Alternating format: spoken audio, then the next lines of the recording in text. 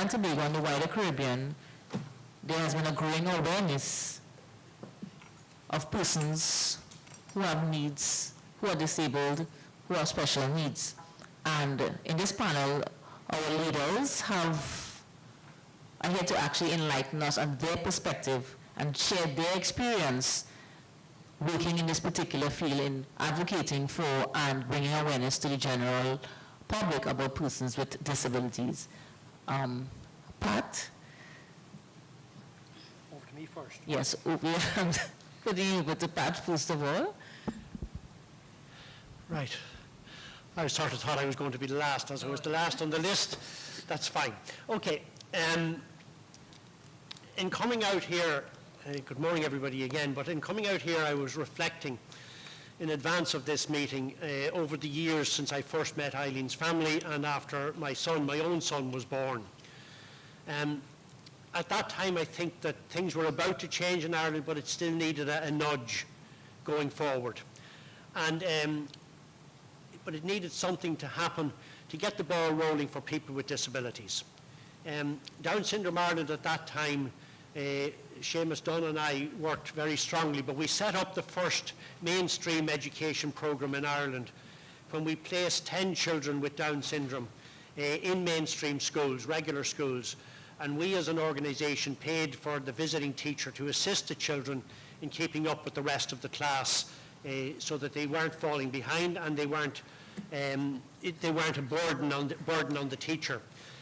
Now, that scenario would not happen today in Ireland. There'd be so many vested interests would put up blockages that it just couldn't happen. But that was the beginning of a change in the whole of Ireland in their attitude towards people with disabilities. And it was only when I was reflecting on this that I came to that realization. Prior to that, all people with disabilities would have all gone to special education centres, and this was the beginning of that sort of change. And ultimately it led to quite a lot of changes in Irish society, both at government level and at a societal level. There is no way governments will wake up any morning and sort of say, God, we must do something for people with disabilities. That is never going to happen. They are going to need that nudge. They're going to need that prod by disabled people's organisations, led by families, led by people with disabilities themselves, to arrive at a point where they will take account in both legislation and in actions, and putting resources in place for people with disabilities to engage more fully with society. I do note that, like Ireland, unfortunately, Trinidad and Tobago, while they have signed the UN Convention on the Rights for Persons with Disabilities, neither of them have ratified it or even ratified the optional protocol that goes with it. Now, Ireland is one of three at a European level that hasn't ratified it. Their excuse is that they're waiting for certain legislation to be passed that will give it's around legal capacity for people with disabilities, and it will move towards a situation where there will be the supported decision making rather than what applies at the moment in Ireland, which is substituted decision making.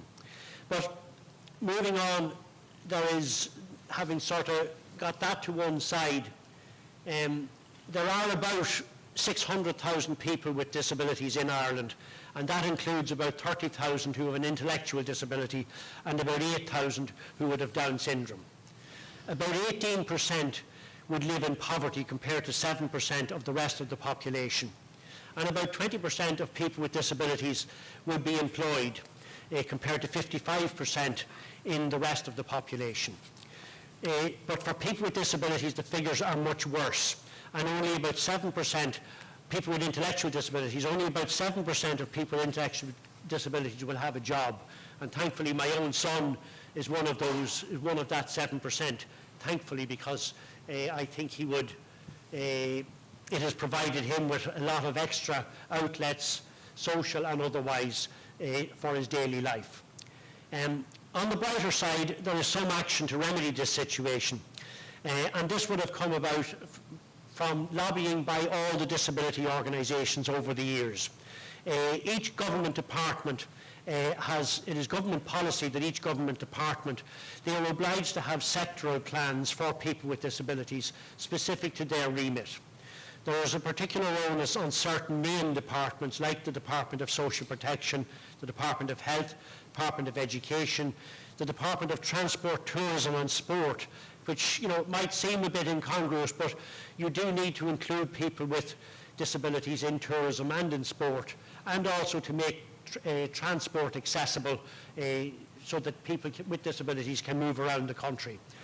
Jobs and enterprise is a huge area, but that is a particular problem in Ireland, that they will certainly deal with people who have physical disabilities, but in the main there is no, people with intellectual disabilities do not have access to labour activation measures at this point in time, and that's an ongoing campaign that we have with the government. And also there's a particular onus on the Department of Children and Youth Affairs. There is a whole of government approach in which intellectual disabilities is encapsulated in the National Disability Strategy. There is a National Disability Strategy. And once this plan was drafted, there became the National Disability Strategy Implementation Plan, which is framed in the context of citizenship and participation and is organised around important rights for citizens with disabilities. All of the actions contained in the plan come under the themes of equal citizenship, independence and choice, participation, and maximisation of potential for people with disabilities. It is, there are 4 high-level goals around all of this, and these goals are important rights for citizens with disabilities rather than being arranged around department responsibilities. They are, however, that people with disabilities are free from discrimination, and this would work into employment legislation and in other forms of legislation. They are supported to live the life that they choose. They live ordinary lives in ordinary places and participate in the life of the community, and that they are enabled to reach their full potential. But this is all fine, but when the plan was formulated, no one expected that the Irish nation would go bankrupt. And so it is an ongoing struggle to have the plan implemented. We are working very strongly, and we are constantly on the government's house, and we are beginning now, as there are signs of green shoots in the Irish economy coming to fruition at this point in time, we notice that there is a greater urgency on the committees that were set up under the National Implementation Plan. But the final mantra was always subject to resources being available. And that was always the carrot or the stick that the government would always say, sorry, we don't have the resources to implement any of these plans that we had put in place. But as the country is now exiting recession and the austerity measures, we note that the disability movement worldwide, the mantra was always, nothing about us without us. And that has been the watchword of disability organisations the world over. In Ireland, however, at the moment, as I said, as the country exits recessions and the austerity measures, the call to the movement, from the movement there to the government, is no recovery without us. So it is up now to the government to enable us to restore what they took away from us at the beginning of the recession. And this is something that, as organisations within Down Syndrome Ireland, all organisations are campaigning for very strongly. And as Ireland moves into election mode, we've already begun our campaign to have all those austerity measures reversed and to improve the situation for people with disabilities across all of the country. It is based on all of those things that we believe that Ireland can move towards being, our Taoiseach keeps saying that it's the best country to do business with and it's the best country to live in. We keep reminding them that it should also be the best country for people with disabilities to live in and to achieve their full potential. So, as I said at the early part of my speech, or my intervention, it's not a presentation, but the governments will never wake up in the morning and decide that they're going to do something for people with disabilities. That nudge has to come from disabled people's organisations and from people with disabilities themselves. So I'll leave you with that thought for the moment. Thank you very much. Thank you, Pat. Excellent. Now, as you can see, there are a lot of similarities between what's happening in Ireland and, a lot of things that have to take place in Trinidad and Tobago. There are issues with transport, ongoing job attraction, as well as legislation, putting that in place for persons with disabilities. And I would like to now hand you over to, thank you, to Dr. Beverly Beckles. Thank you. And we could have stayed with my colleague here from Ireland because we are talking the same language. However, I would want to just shift a little bit, and in terms of my own presentation, I kind of identified a couple of definitions that speak to the whole question of social integration.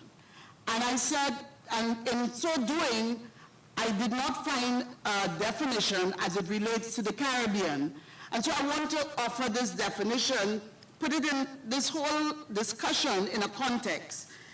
As I seek to say to you that we are in need of a definition of inclusion that transcends the practice of treating opportunities for persons with disability as charity or politics. We must attain the sophistication of a viewpoint that recognizes the paternalistic responsibility of nations to develop absolute inclusion in all aspects of social functioning as a first language of our culture, our people, our policy, and our practices. And so if we have a clear definition, we will start working towards this whole question of social inclusion. But I must hasten to add that we in Trinidad and Tobago do have started some integration. Would not be true to say there is no inclusion. And I see a number of people on the program who will be speaking to it. We are seeing it, but not in a very consistent and coordinated fashion.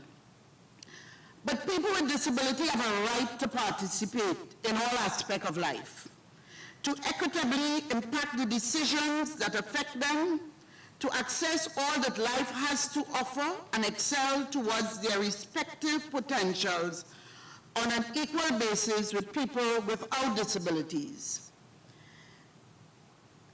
National and regional policies, practices, and cultures must work towards establishing complete, absolute inclusion, participation, and justice. And I would just add a couple of obstacles that affect, that works in this area of integration and participation. And we look at the area of education, limited access to quality education and training for persons with disabilities. And I'm talking about Trinidad and by extension, I'm sure the Caribbean. Limited access to employment, limited access to viable alternatives to career path, limited access to lifetime support systems and succession planning for primary caregiving, limited access to enabling infrastructure. We have a weak legislative framework, and we certainly have gaps in research and discriminatory ideologies and cruelty that perpetuate exclusion. When I speak to the whole question of access to quality education and training, I am looking here at what is happening where persons without disabilities, there's a bias. So that we know, those of us who are in the field, we know what is happening to our persons with disability in the education system, the lack of the support, the curriculum, and we could go on and on. Now, I know I only have 10 minutes, so I can't, but we'll have the conversation. But poor human resources and infrastructure provision to support the quality education and training for persons with disabilities. That's a big, big problem here. So that even if inclusion is taking place, where is the support? We recognize that there are student support services, but that's another conversation we need to have. Inadequate support for agency devoted to providing quality education and training.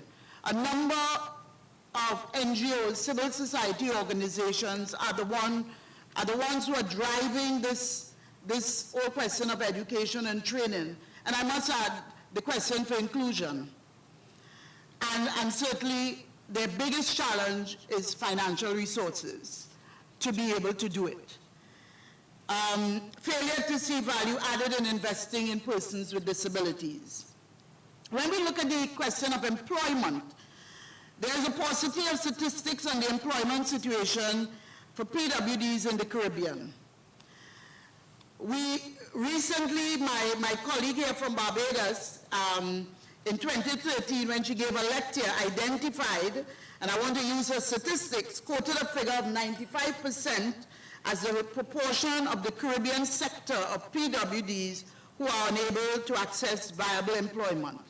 We could add from NCPDN that we have been involved, we are involved in vocational training and employment, and we have in fact done and have some successful data with regards to those persons who we have been able to integrate both in the public and private sector and in all aspects, whether it be the manufacturing industry, the energy sector, a number of sectors.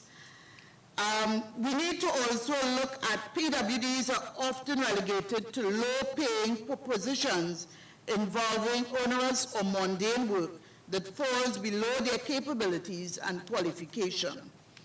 Employers bias in favor of persons without disabilities. Highly competitive labor market. PWDs, like all persons, must develop as marketable talent. Quality professional formation is critical, but it's currently deficient. I wanted to just add on regards to the employment side. We have found that if persons with disabilities don't have the relevant training, basic education, and certification, is going to be a difficulty in them getting into open labor market. And so that is an area that needs to be worked on.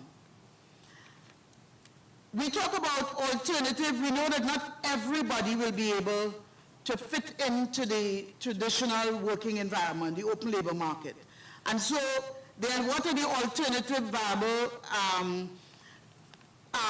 options for them in terms of their career path? So we need to have a national vision and a regional vision for people who are not compatible with the open labor market. As we look at the lifelong access to lifetime support, persons who cannot live independently are extremely vulnerable in the absence of their primary caregiver. That's something we don't talk a lot about, but it's something that we need to address. We don't, in Trinidad, have group homes or other form of support. And so when those caregivers are no longer around, what happens to the person who is challenged one way or the other? And so I offered some suggestion of what happens to them. When we look at the enabling infrastructure, the major obstacle here is the exclusive design of the public facilities, including buildings and transport system. If I could just repeat that.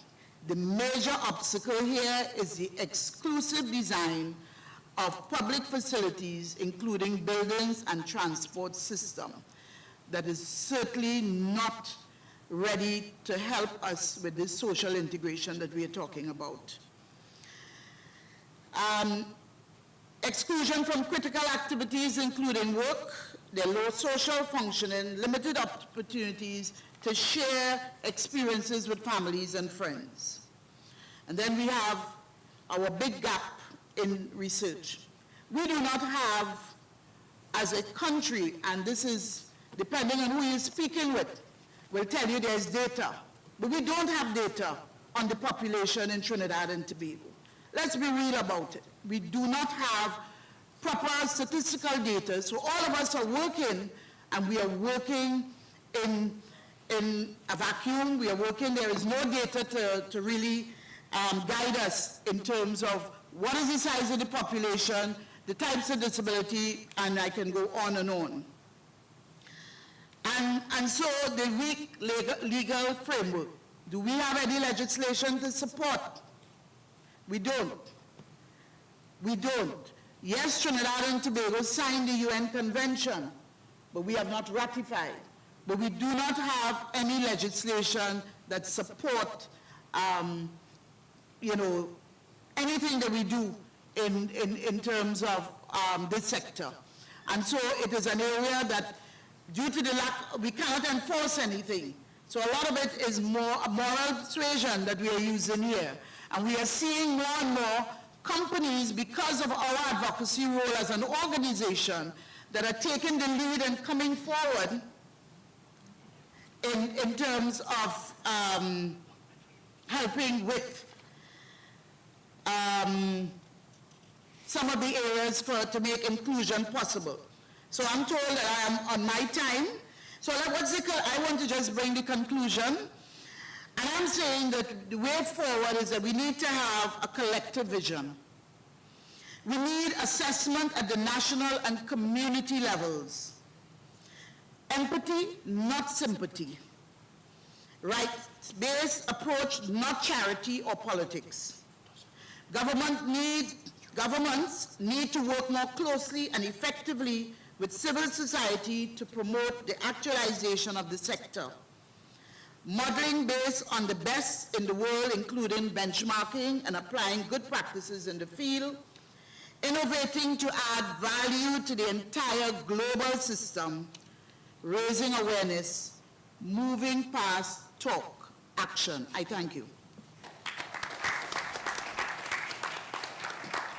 Thank you very much, Dr. Beckles.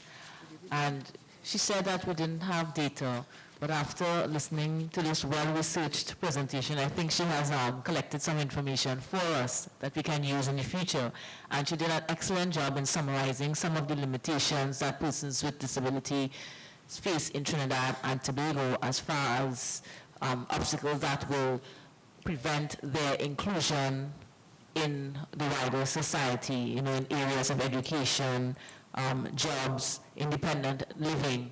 And we can actually keep in mind some of the recommendations that were made and actually continue to lobby with our government of Trinidad and Tobago, especially in the areas of legislation. And at this time, I would like to put you on to our next speaker, Senator Kerry Ann Ifill. Thank you. Good morning, ladies and gentlemen. Sorry. Good, thank you. Good morning, ladies and gentlemen. Now, you know how it is with blind people, we like noise. So you know you're not getting away with just giving me a half-hearty good morning. So let's try that again. Good morning. Good morning. Now you're talking. That now sounds like a proper Trini welcome there to me. It is my pleasure to be with you again here at UE. And before we go any further, I think we should congratulate NODES and the Down Syndrome Association for putting together this fantastic conference, don't you think? Yes. And I say that because we within the field of disabilities, we know the difficulties that we live with over the many years. And it is important that we are very pleased when such activities happen so that we can show, look, we have a right to be in this society, to be welcome, to be participatory, and all of those things. Now, this morning, my approach to this discussion is going to vary slightly from the two presenters that have gone before. And I'm taking it from the perspective of what we, persons with disabilities, need to do in order to facilitate integration and participation for us. Because at the end of the day, the statement, nothing about us without us, means nothing if we are not driving it. Agree? Now, in Barbados, I have the pleasure of chairing the committee for the implementation of the monitoring and the Convention of the Rights of Persons with Disabilities. And in its rationale, it states, society is excluding, discriminatory, condescending, and disabling. Now, those are very harsh words But unfortunately, they are still very real, very, very real. Let us step back and look at what we need to recognize disability as. Disability isn't our wheelchair, it isn't our blindness, it isn't our deafness. It is that disability results from the interaction between persons with impairments, be it physical, mental, intellectual, or sensory, and the barriers that hinder their full and equal participation in society. Has nothing to do with our wheelchair, has nothing to do with our blindness. It has everything, however, to do with what society does to facilitate us. Now, in his presentation, the gentleman over here said that government isn't going to wake up tomorrow and decide, let's be kind to them disabled people. Let's be realistic. No government likes to engage in things that are going to cost them money. Well, at least that's what they start out by saying. But our lives and our participation in the society goes beyond the dollar figure. It goes beyond that. How do we facilitate our integration and participation? We need to not only look at what society hasn't done to include us, but grasp the opportunities that are provided. So, for example, you are the parent of a child who is in a regular school system. You are in a wheelchair. PTA meetings, I don't know if you all have PTAs here in Trinidad, but I believe you do. PTA meeting is called, oh, I ain't going because they don't have a ramp. No, you go to the meeting. If you have to sit down outside and tell them speak hard because I out here and I need to hear, that is what we do. Because the next time, they're going to start recognizing, you know what, Miss So-and-so or Mr. So-and-so going to come to this meeting and going to keep a lot of noise. So we need to start including them. When we go to our churches, don't just sit down in the pew and when the people come around and say, oh, it's so good to see you out and God bless you. Those things are important, yes. But what is more important when they call for help at the church, suppers, the fairs, the bazaars, the whatever, we have contributions to make too. Do not wait for people to come and ask you if you could do anything. Tell them, I will do this, and see that you get it done to the highest standard. When we start doing things like that and doing them and making sure they're recognized, then more and more people will realize we have a value. If the only thing people see us as is a drawback, something they have to pay money to, not people, something, then they are going to treat us with scant respect. We have to demand that respect. In March, we celebrate the month of the disabled in Barbados. This month, we had a lot of activities, and various organizations put on different ways to promote the inclusion and recognition. Our theme this month was here today, here to stay. Come, get to know us. In other words, we didn't wait for them to say we want to know you. We invited them to be a part of our lives. We ended off the month at the Barbados Council for the Disabled by launching an initiative. We call it the Empowerment Card. The Empowerment Card, to all intents and purposes, if you want to look at it in its barest form, is a discount card. But it is not, that is not what it's about. At least, not for those of us who have envisioned its future. The Empowerment Card was chosen, its name was chosen for a specific reason. This card doesn't only give you discounts when you go into businesses. It demands that businesses recognize that we are consumers and we have a right to spend our money with you. Now, because we have a disability, we don't have employment. We don't get the fancy education like everybody else. So we don't have the discretionary income. So you got to give us a little chance to spend what few dollars we have. Because I always say, disability is an expensive habit. It's very expensive to live with a disability. So we have expenses that others don't have. So if we want to live in this society, give us a chance, give us a little break. So somebody said, but why are you going to do business with some place that isn't accessible? Simple. Because when we show you that 5 wheelchair people will come in here every week and shop with their empowerment card, But when your javelin thrower went to the Olympics, those of you in wheelchairs, those of you who, like me, blind as a bat, did you shout and cheer? Yes, you did. Because you are proud. When Rihanna takes Grammys, I keep noise like every other Bajan. Because I am a proud, I don't need to know where her tattoo is. I don't care what her new fancy hairdo look like. It has nothing to do with me. All I need to know is she is a Bajan. We are responsible for our participation and integration. The realization of those goals will come when people stop seeing us as objects of charity, but people with inalienable rights and dignity. So hold up your heads, go to your PTA meetings, attend anything you want to attend. Let them recognize that we are here today to stay, and they will have to know us. Thank you. Increasingly, EBDs are seen now as part of inclusion. Yes. And the whole trust towards inclusion. But I wondered, in your database, because we're talking here about statistics, Yes.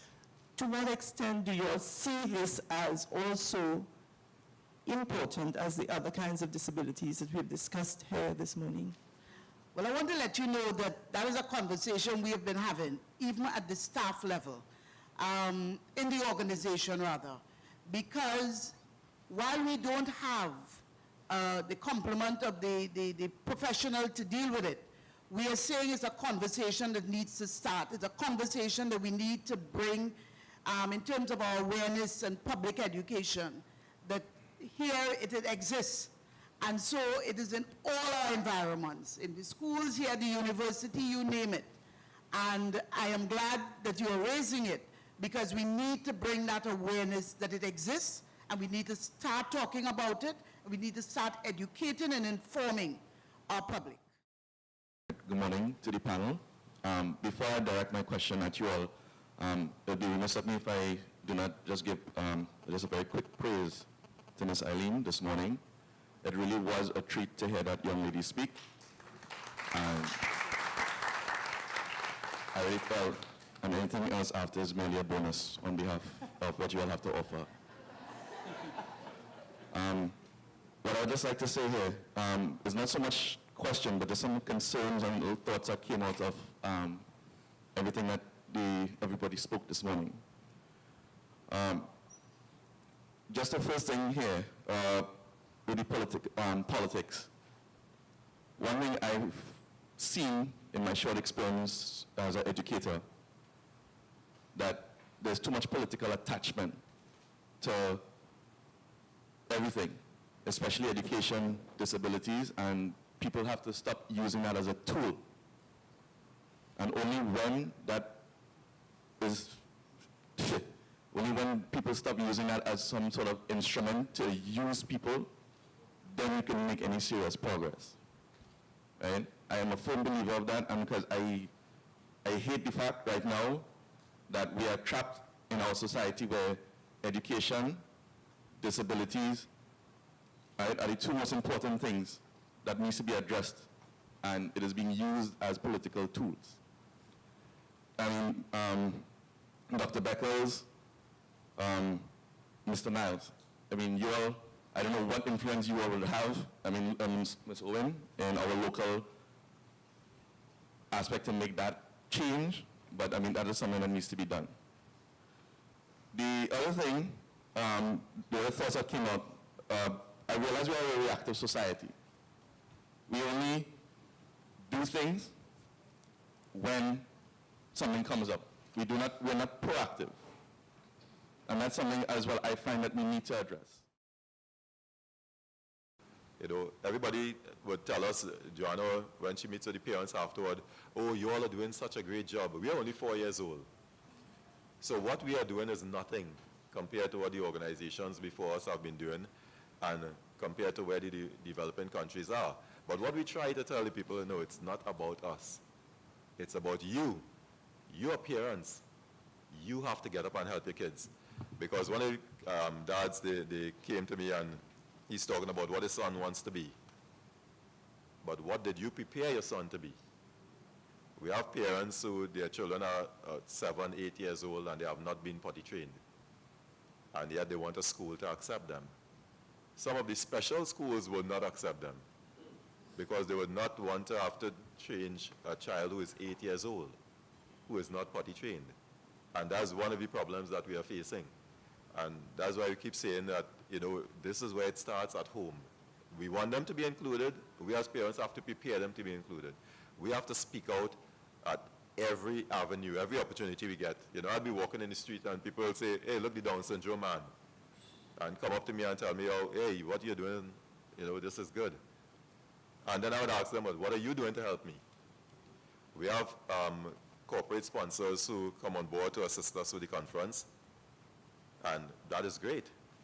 But now we have some very strong self-advocates. Joanna's daughter is one of them who are coming up. Would they be willing to give her an opportunity to work there as a temp? That is the kind of help that we would want. You know, in not just the sponsorship alone, but in taking it a little step further and see how they can really open, you know, get that foot in the door. In the past 2 years, we, NCPD, National Center for Persons with Disabilities, joined with CKFTO and to do a public awareness campaign. And we've been running this campaign now for 2 years. And what that has done, it has heightened the awareness. But for a lot of us who are in the field doing it, to be able to sustain that, we need support. Because Repsol, a company, has provided the finances for the last 2 years. But what happens at the end of this year? We are seeing now, and up to this morning, I got a call.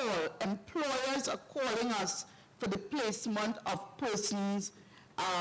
If we have persons, they're sending their job description to find certain positions, and it is not just for any jobs. You're talking about people in high-paying positions. The problem we are finding is that we are not finding people with the relevant qualification. I want to make 2 points. The first is the call for what I call open data for analysis, because I have recently written a paper that looks at the situation of socioeconomic situation of working age persons with disabilities and persons without disabilities in Jamaica and Trinidad and Tobago. And through the UWI MONA, I have only been able to access the 2000 census data. And I have used that, and it is instructive. So the first call is for open data so that academic research and scholarship can advance, so that there can be evidence-based planning and decision-making, monitoring, and evaluation. And I secondly just want to share with you 3 quick data. One, there's a question about behavioral disability. The 2000 census shows that 11% of persons with disabilities have what is called behavioral disabilities. With respect to education and training, 10% of persons with disabilities do not have any access to education and training at all in Trinidad and Tobago, based on the 2000 census, compared to 1.2% of the population, the working age population, without disabilities. So we already have the census data, even though we have some limitations with it, because, you know, underreporting, because of stigma and discrimination, there are some limitations. But where the information exists, we definitely need to do work in extracting it. When we look at the whole matter of certification for Trinidad and Tobago, 75% of persons with disabilities do not have any formal certification, compared to 51.9% of persons without disabilities. So you see that approximately 25% more of persons with disabilities do not have any kind of formal certification.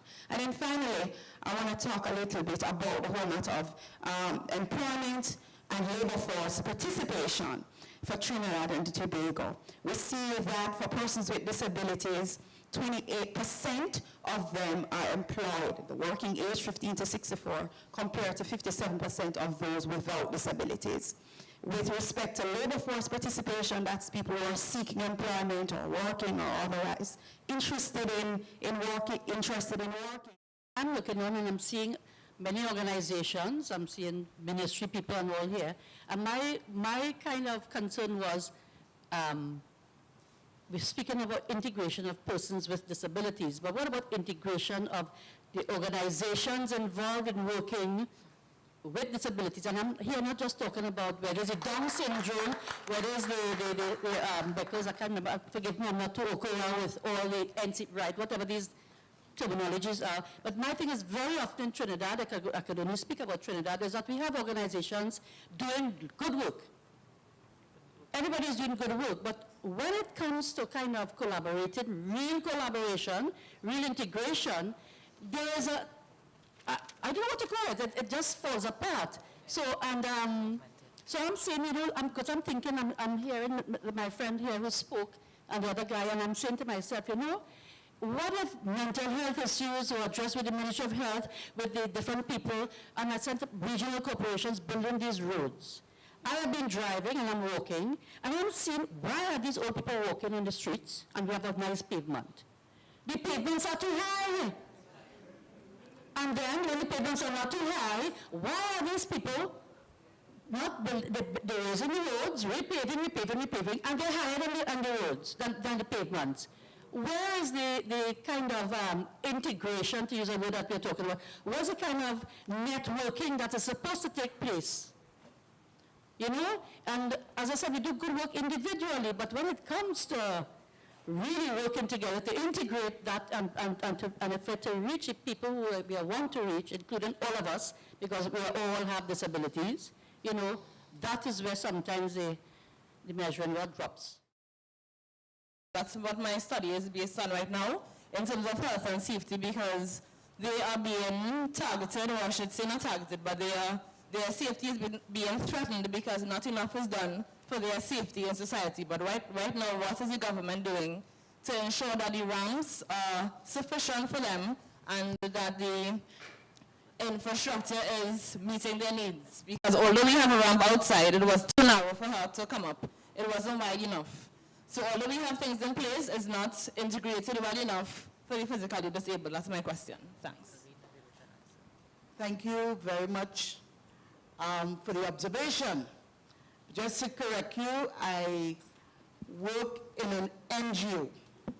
I am not in the government service. I'm an advocate. And we talk all the time with the relevant departments in terms of making access. But one of the things that I keep saying is that NCPD is out there talking. But there are many organizations in this country, and Mr. Bharani Prasad is here, who is the president of the consortium, and in terms of collectively, action will be taken. But when we continue to be fragmented, it will not happen. And so it cannot only be NCPD or CKFTO calling out and making noise, or PAVI or one of the others. We have to take, and we need the support of the parents as well. So I know government people are here, so I cannot speak for the government. I could speak to what we do as an organization and our role in terms of advocating, not only for the built environment,